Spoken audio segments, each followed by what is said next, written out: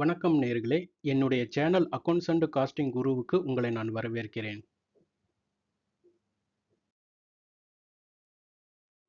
இந்த வீடியோல ப்ரீவியஸ் இயர்னா என்ன, அசஸ்மெண்ட் இயர்னா என்ன, ஃபினான்ஷியல் இயர்னா என்னன்னு பார்க்கலாம்.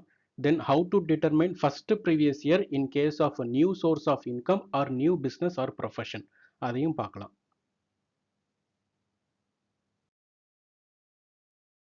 What is previous year? Previous year அப்படிங்கிறது என்னன்னா, நீங்க எந்த வருஷத்துல வருமானம் சம்பாதிக்கிறீங்களோ அந்த வருஷத்தை ப்ரீவியஸ் இயர் அப்படின்னு சொல்லுவாங்க. Under the income tax act படி previous year equals to financial year immediately before assessment year. அதாவது அசஸ்மெண்ட் இயருக்கு முந்தின வருஷத்தை தான் வந்துட்டு ப்ரீவியஸ் இயர் அப்படின்னு சொல்லுவாங்க. அந்த ப்ரீவியஸ் இயரை நம்ம ஃபினான்ஷியல் இயர் அப்படின்னு கூட சொல்லலாம். உதாரணத்துக்கு income earned from 1st April 2024 to 31st March 2025 இதை வந்து ப்ரீவியஸ் இயர் அப்படின்னு சொல்லலாம். அதாவது 1st April 2024ல இருந்து 31st March 2025 வரைக்கும் நீங்க வருமானம் ஏர்ன் பண்ணிருக்கீங்க அப்படின்னா அந்த பீரியடை ப்ரீவியஸ் இயர் அப்படின்னு சொல்லுவாங்க.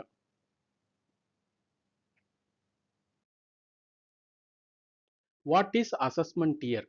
அதாவது எந்த வருஷத்துல நம்ம சம்பாரிச்ச வருமானத்துக்கு டேக்ஸ் சார்ஜ் பண்றாங்களோ அந்த வருஷத்தை நாம அசஸ்மெண்ட் இயர் அப்படின்னு சொல்லலாம். Assessment year is the year in which income of previous year is taxed. அதாவது போன வருஷம், அதாவது 1st April 2024 to 31st March 2025ல நாம வந்து வருமானம் சம்பாரிச்சிருக்கோம் அப்படின்னு வச்சுக்கோங்களேன். அந்த வருமானத்துக்கு டேக்ஸ் வந்து பார்த்தீங்கன்னா 1st April 2025ல இருந்து 31st March 2026க்குள்ளார வந்துட்டு டேக்ஸ் வந்து சார்ஜ் பண்ணுவாங்க.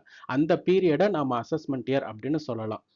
Income earned in 2024-25 is taxed in the year 2025-26, which we call it as assessment year.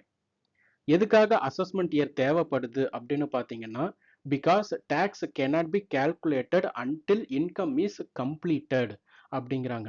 இப்போ 1st April 2024லேருந்து 31st March 2025 வரைக்கும் நாம் வந்து வருமானம் சம்பாதிக்கிறோம் அப்படிங்கும் பொழுது அந்த வருஷத்தில் நம்மளால் டேக்ஸ் சார்ஜ் பண்ண முடியாதா அப்படின்னு கேட்டிங்கன்னா முடியாது. காரணம் என்னன்னா, till last day of the period, அதாவது 31st March 2025 வரைக்கும் பார்த்தீங்கன்னா அது வந்து ஒரு கட் ஆஃப் டேட். அந்த டேட் வரைக்கும் நம்ம ஏர்ன் பண்ணுற இன்கம்மை வந்துட்டு we have to consolidate and total it. ஓகேங்களா? ஸோ அதை வந்து கன்சாலிடேட் பண்ணி முடிச்சதுக்கு அப்புறம் தான் நமக்கு வந்துட்டு என்ன வருமானம் வந்திருக்கு அப்படிங்கிற ஒரு கம்ப்ளீட் இன்ஃபர்மேஷனே வந்துட்டு தெரியும். ஸோ நம்மளால் வந்து ஒரு எக்ஸாக்ட் இன்கம் வந்துட்டு கால்குலேட் பண்ணணும் அப்படின்னா we have to consider the whole period. அதாவது 1st April to 31st March அப்படிங்கிற அந்த ஹோல் பீரியட் கம்ப்ளீட் ஆகிற வரைக்கும் we have to wait for it.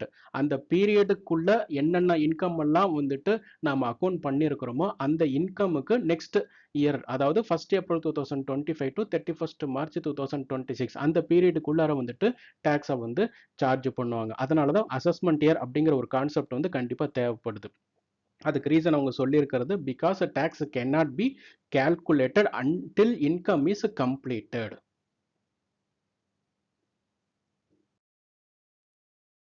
What is a financial year? Financial year actually starts from 1st April and ends on 31st March.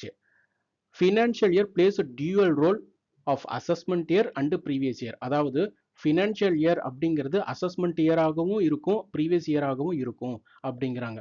அதுக்கு என்ன காரணம் அப்படின்னு பார்த்தீங்கன்னா உதாரணத்தோட பார்க்கலாம். ஃபினான்ஷியல் இயர் 2025-2026 அப்படிங்கிறது ப்ரீவியஸ் இயர் 2024-2025க்கு அசஸ்மெண்ட் இயராகவும் இருக்கும். அதே மாதிரி அசஸ்மெண்ட் இயர் 2026-2027க்கு 2025-2026ங்கிறது வந்துட்டு ஃபினான்ஷியல் இயராகவும் இருக்கும் அப்படிங்கிறாங்க. ஸோ அதனால தான் financial year plays dual role. அதாவது ஒரு வருஷத்துக்கு அது அசஸ்மெண்ட் இயராக கூட இருக்கும், அதே இன்னொரு வருஷத்துக்கு அது ப்ரீவியஸ் இயராக இருக்கும். அதை தான் இந்த எக்ஸாம்பிளில் பார்த்துருக்கோம். அதாவது 2024-2025க்கு 2025-26 ஃபினான்ஷியல் இயர் அசஸ்மெண்ட் இயராக இருக்கும். அதே அசஸ்மெண்ட் இயர் 2026-2027க்கு 2025-2026 ஃபினான்ஷியல் இயர் வந்து ப்ரீவியஸ் இயராக இருக்கும் அப்படிங்கிறாங்க.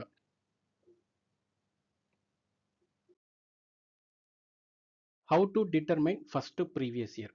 ப்ரீவியஸ் இயர் எப்போவுமே 1st April தான் வந்து ஸ்டார்ட் ஆகும். பட் நீங்கள் புதுசாக ஒரு சோர்ஸ் ஆஃப் இன்கம் ஜென்ரேட் பண்ணுறீங்க அல்லது புதுசாக ஒரு பிஸ்னஸோ அல்லது ப்ரொஃபஷனோ நீங்கள் ஸ்டார்ட் பண்ணுறீங்க அப்படின்னா ஃபர்ஸ்ட் ப்ரீவியஸ் இயர் வந்து 1st April ஸ்டார்ட் ஆகாது. நீங்க எந்த டேட்ல அந்த சோர்ஸ் ஆஃப் இன்கமையோ அல்லது அந்த பிசினஸ் ஆர் ப்ரொஃபஷனோ நீங்க ஸ்டார்ட் பண்ணிருக்கீங்கன்னா அந்த டேட்ல இருந்து தான் ஃபர்ஸ்ட் ப்ரீவியஸ் இயர் வந்து ஸ்டார்ட் ஆகும். இங்க சில சினாரியோஸ் கொடுத்துருக்கேன். Business started on 1st October 2024. So இந்த சினாரியோல ஃபர்ஸ்ட் ப்ரீவியஸ் இயர் எப்போ இருந்து ஸ்டார்ட் ஆகும்? 1st அக்டோபர் 2024ல இருந்து தான் ஸ்டார்ட் ஆகும் and ends on 31st March 2025. Assessment year 2025-2026. இதே நியூ சோர்ஸ் ஆஃப் இன்கம், அதாவது சேலரி ஸ்டார்டட் 1st ஜனவரி 2025. 1st ஜனவரி 2025ல இருந்து தான் சேலரி இன்கம் ஜென்ரேட் ஆக ஆரம்பிச்சிருக்கு. So first previous year started from 1st January 2025 and ends on 31st March 2025. Assessment year is 2025-2026 தான். New profession started, அதாவது doctor வந்துட்டு ஒரு clinic ஆரம்பிச்சிருக்காரு ஆன் 10th டிசம்பர் 2024. ஸோ இந்த சினாரியோல ப்ரீவியஸ் இயர் எப்போ இருந்து ஸ்டார்ட் ஆகும்னா 10th டிசம்பர் 2024 இருந்து தான் ஸ்டார்ட் ஆகும் and ends on 31st March 2025. Assessment year is 2025-2026 தான்.